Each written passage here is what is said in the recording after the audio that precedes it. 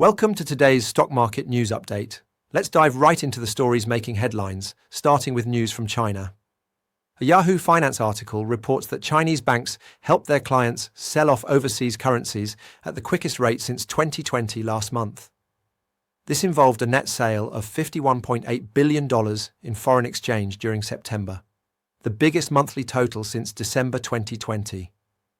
The clients here include exporters, importers, and some investors in foreign financial assets. This activity shows growing positive views on further yuan strength, especially after the currency hit its highest level since November last month. More conversions of foreign exchange by local exporters could help support the yuan as trade tensions with the US pick up again, and this kind of sentiment might influence currency markets. Staying with developments involving Chinese companies, a CNBC article says that Chinese tech giant Baidu announced on Wednesday that its robo-taxi unit will begin test drives in Switzerland this December. Companies are pushing hard to roll out their vehicles on European roads. Baidu's Apollo Go unit will team up with Swiss public transit operator Postbus through a key partnership.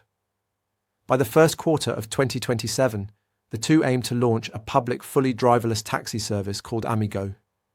Baidu noted that once the robo-taxis are in operation, the operators plan to take out the car's steering wheels. These December test plans are the most solid steps Baidu has shared so far for getting its robo-taxis on public roads in Europe. The company mentioned in August that it would work with US ride-hailing company Lyft to roll out robo-taxis in the UK and Germany starting in 2026. A month before that, Baidu shared a partnership with Uber to add Apollo Go robotaxis to the ride-hailing platform outside the US and mainland China later this year. Moves like these in the autonomous vehicle space could catch the eye of investors watching tech and transportation sectors. Now shifting to news from the United States, another Yahoo Finance article states that the US government's gross national debt went over $38 trillion on Wednesday, setting a new record.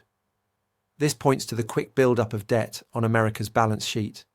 It's also the fastest addition of $1 trillion in debt outside of the COVID-19 pandemic period, with the US reaching $37 trillion in gross national debt back in August this year. Figures like these on national debt levels could play a role in how markets react to economic policies and fiscal health. That's all for today's video.